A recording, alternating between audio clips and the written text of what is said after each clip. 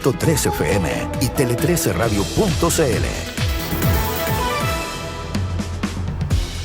El presidente de Cuba, Miguel Díaz-Canel, confirmó que la isla inició la implementación de un estricto plan de preparación para la defensa, declarando los sábados como jornadas de entrenamiento militar obligatorio para la población civil.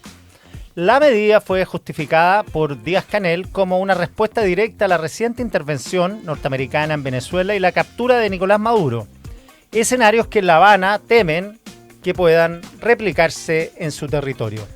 La movilización, que incluye prácticas de tiro y emboscadas bajo la doctrina de la guerra de todo el pueblo, se da en medio de una crítica situación energética. El bloqueo petrolero impuesto por Washington provocó esta semana un apagón masivo que dejó a oscuras a 4 provincias del sur de la isla, obligando al régimen a anunciar nuevas medidas de racionamiento de combustible para garantizar el funcionamiento de hospitales y escuelas. En el plano diplomático, mientras Donald Trump aseguró el domingo que ya existen contactos en curso con las más altas autoridades cubanas, calificando a la isla como una nación fallida tras la caída del chavismo, Díaz-Canel respondió públicamente que cualquier conversación debe ser sin presiones ni condiciones previas, descartando de plano poner sobre la mesa un cambio en el sistema constitucional o político del país.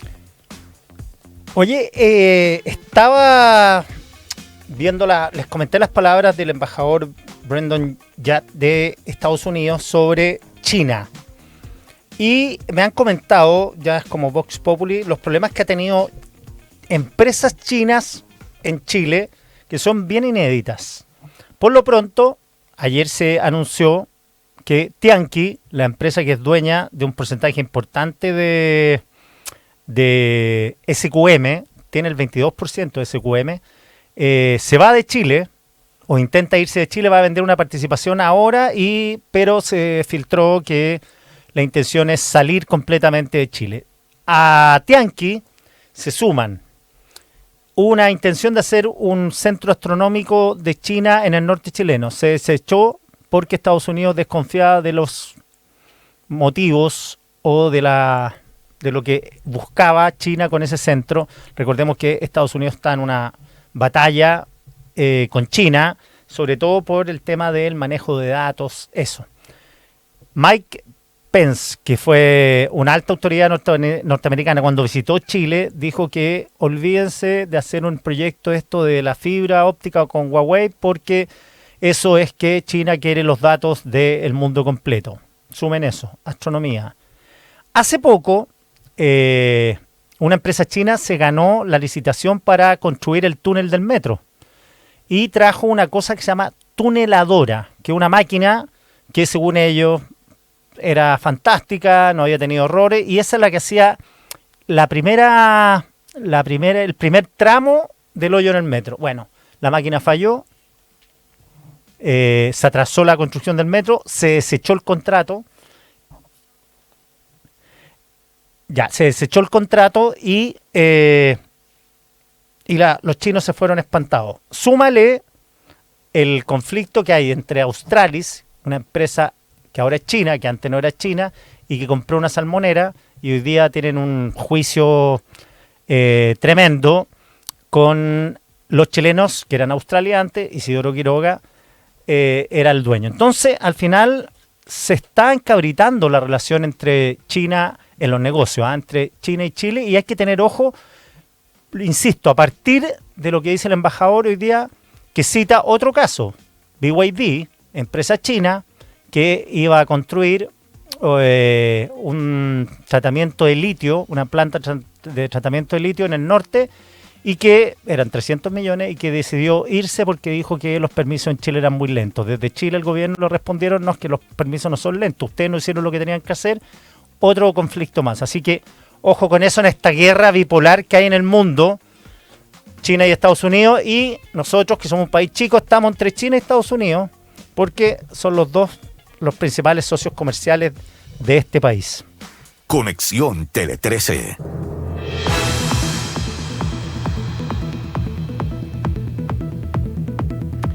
Estamos al teléfono con Gustavo Benavente, diputado de la UDI. Diputado, ¿qué tal? ¿Cómo está? ¿Cómo está, Quique? Muy buenas tardes y un saludo a todos quienes nos escuchan. Muchas gracias. A ver, hay toda una polémica por este famoso festival porno excéntrico, se llama. Festival que se hizo desde el 2000. Tienen platas fiscales el 2024 y este evento ahora. Le pregunto, ¿cuál es la opinión de usted respecto del festival, que ya sé que es mala, y si van a ir o no van a ir por la ministra de Cultura, Claudia Arredondo? Carolina Redondo. Carolina, perdón, Claudio se llama el papá. Sí, Claudia Redondo, sí. Mire, a ver, lo que pasa aquí que aquí hay que ver bien el contexto. Este festival de cine porno el objeto del festival era valorar artísticamente la pornografía. Es decir, el contenido era explícito. Aquí no estamos hablando de un festival de cine o una obra montada que en un contexto tuviese una imagen, alguna escena que pudiese ser compleja. No, esto era pornografía explícita, ¿no es cierto? Y en consecuencia, para mí por lo menos, este es un tema que, habiendo tantas prioridades que hoy día tiene Chile, y específicamente además, ¿para qué vamos a hablar de prioridades? En la misma región de Valparaíso, ¿no es cierto? Y ya conocemos lo atrasado que está la reconstrucción, se otorgan casi 50 millones a este festival de cine porno, que como dije es pornografía explícita, que además para mí la pornografía por lo menos no tiene nada de cultural ni de artístico. Y en consecuencia creo yo que no se justifica el financiamiento con recursos públicos de una obra de esta envergadura. Hoy día conversé en la mañana con Sara Concha, diputada de Social Cristiana, y le hice la misma pregunta. A ver, si este festival fuera gratis, o sea, solamente apoyado por el ministerio, pero que no hubieran puesto plata, nada, cero, ¿sería la misma crítica o no? Porque al final es un problema de recursos o un problema de que el tema no es atingente a el apoyo, más allá de los recursos, de una institución estatal. Mire, a ver, aquí hay que separar algunas cosas, Quique. Yo creo firmemente en la libertad de expresión. Si este festival hubiese sido fruto de, o sea, si este festival se hubiese dado y que quienes lo organizaron hubiesen obtenido financiamiento de actores distintos al Estado de Chile, no hay ningún problema. Y ellos se harán responsables después de su contenido, ¿no es cierto? Como es la libertad de expresión, ¿no es cierto? No puede haber censura previa y uno se hará responsable después de sus dichos y el contenido, ¿no es cierto? Eso como primera cosa.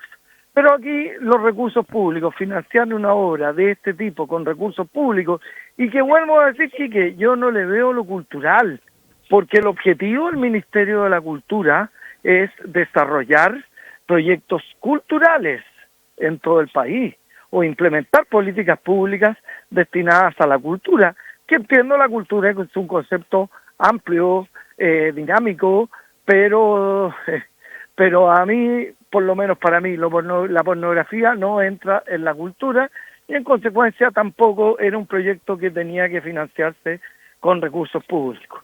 Y no tiene por qué ser auspiciado por el Ministerio de las Culturas. Eso le quería preguntar, diputado, estamos conversando con Gustavo Benavente, diputado de la UDI. Cuando se fijan criterios para apoyar o no apoyar un proyecto, insisto, más allá de la plata, apoyar proyectos, debería haber un marco, porque depende del gobierno de turno, hay criterios que permiten o no permiten. En este caso, el ministerio tuvo una salida no muy feliz porque dijo que ellos no aquilataban el contenido, sino que apoyaban, que es una cuestión bien rara. De acuerdo con usted, digamos. O sea, claro, porque podrían apoyar a un congreso nazi, no lo van a hacer, y ahí podrían decir, bueno, se hace igual, le ponemos 50 palos, pero nosotros no tenemos nada que ver. Pues entonces eso no cuaja. Claro. Pero más allá de eso, ¿cuáles son los criterios que deberían establecerse o no tiene que haber criterios? Porque dejarlo al sentido común es complicado, ¿no? Yo vuelvo a decirle, yo efectivamente concuerdo con usted que, que el contenido tiene que ser un contenido que vaya un poquito a hacia la cultura. Vuelvo a decir que la cultura es un concepto amplio, o sea, no es solo, uno muchas veces asocia a la cultura, por ejemplo, una persona que sabe mucho, y uno habla de una persona culta, pero eso no es solo cultura, ¿no es cierto? Cultura tiene que ver con nuestras tradiciones, con nuestros modos de ser, a lo mejor con el modo de ser incluso de grupos de chilenos que viven en nuestro país, ¿no es cierto? Eso también es cultura. Y yo vuelvo a decir, pero yo concuerdo con usted que el contenido no es irrelevante y el Ministerio de las Culturas tiene que tener un marco amplio, pero por lo menos un marco para ver qué proyectos financia y qué proyectos no entran en los fondos concursables. Yo también encontré además también bastante débil la explicación que dio el ministro Elizalde, que dijo, mire, este es un fondo que aquí hay una institucionalidad y este es un fondo que cumplió con los requisitos y se le dio los recursos, pero desde el punto de vista que son fondos concursables, implica que hay algunos que quedan seleccionados y otros que no, ¿no es cierto? ¿En base a qué criterio algunos quedan seleccionados o no? Bueno, esas son las cosas que hay que dilucidar y que nos gustaría que la ministra respondiera. Ahora, en los criterios es un tema peligroso, espinoso, porque sabemos que ustedes tienen posiciones, el Frente Amplio tiene posiciones bien enfrentadas, encontradas respecto de qué es cultura, qué no es cultura, como decía usted, dónde están los límites de la libertad de expresión, dónde está la tolerancia. Entonces, ¿no es peligroso esto de los marcos respecto de los cuales deberían aprobarse o no aprobarse proyectos del Ministerio de Cultura? Y se lo pregunto, no tengo una respuesta formada. Sí. No, pero mire, Quique, yo vuelvo a decirle, acá una cosa es, a lo mejor, alguna obra subida de tono, alguna obra para adultos con un contenido, a lo mejor, erótico, pero la pornografía es mucho más que eso, ¿no es cierto? La pornografía es sexo explícito y el tema central de la obra es ese sexo explícito, digamos. Y a veces con cosas, bueno, yo no me escandalizo, digamos, pero obviamente hay cosas bastante grotescas, ¿no es cierto?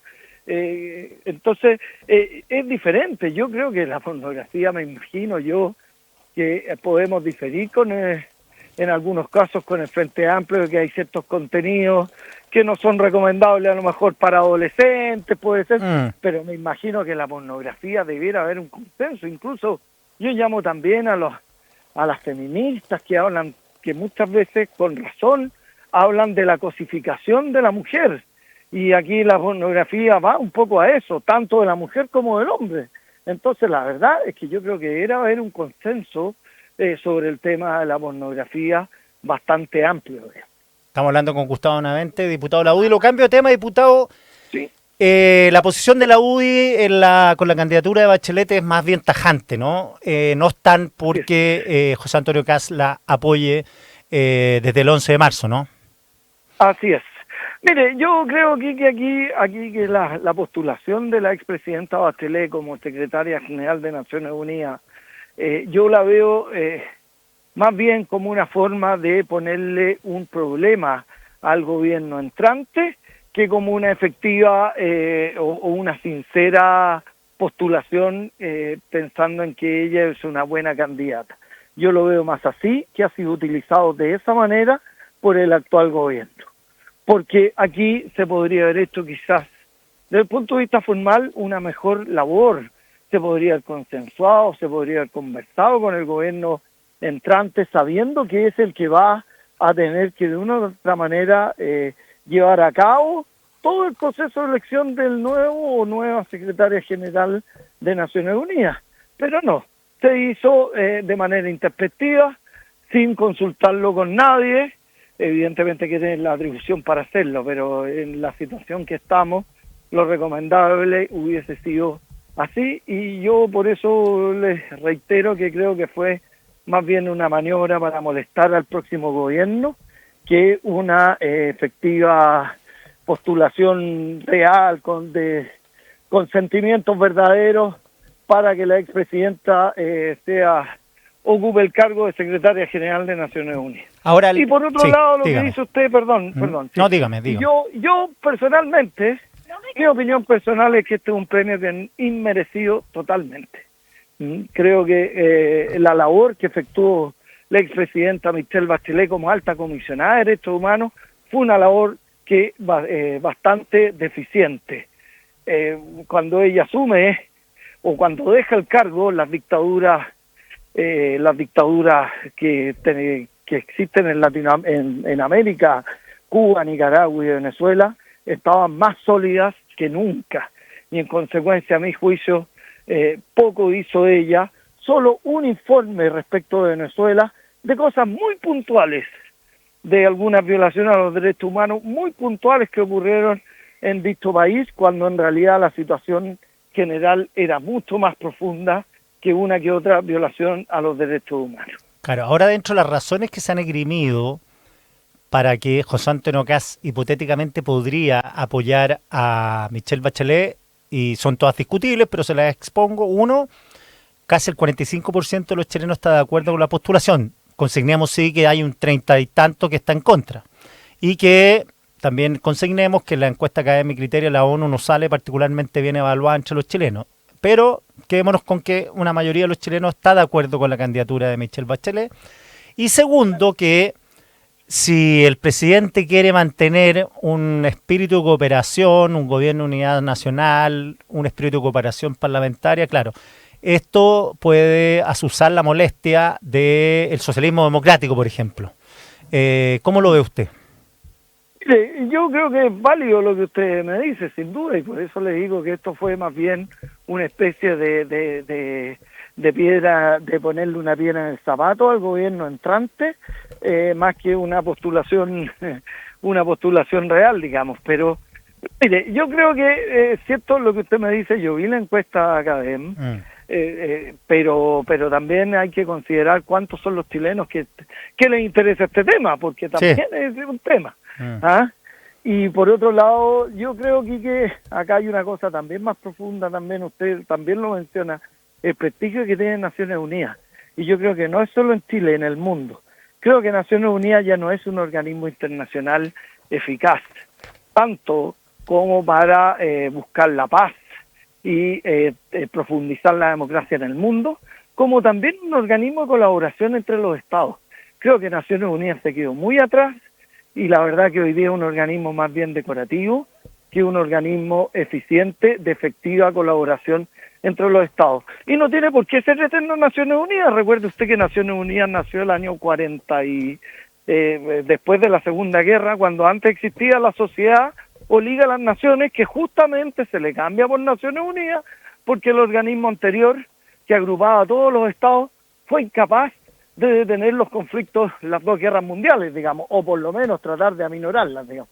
Entonces yo creo que también a lo mejor llegó el momento también que los estados se replanteen la labor de Naciones Unidas, si sigue como organismo internacional, si se le reemplaza por otro, y sus objetivos, y enfocarlo de otra manera. Esto es una opinión personal pero yo nunca he entendido por qué Naciones Unidas, por ejemplo, no puede tener una fuerza de ayuda internacional para combatir los incendios.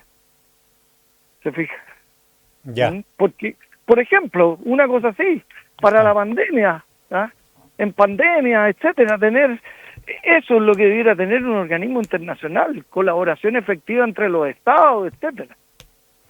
Diputado Benavente, 1.000.000 de gracias por la conversación. Que tenga un excelente fin de jueves.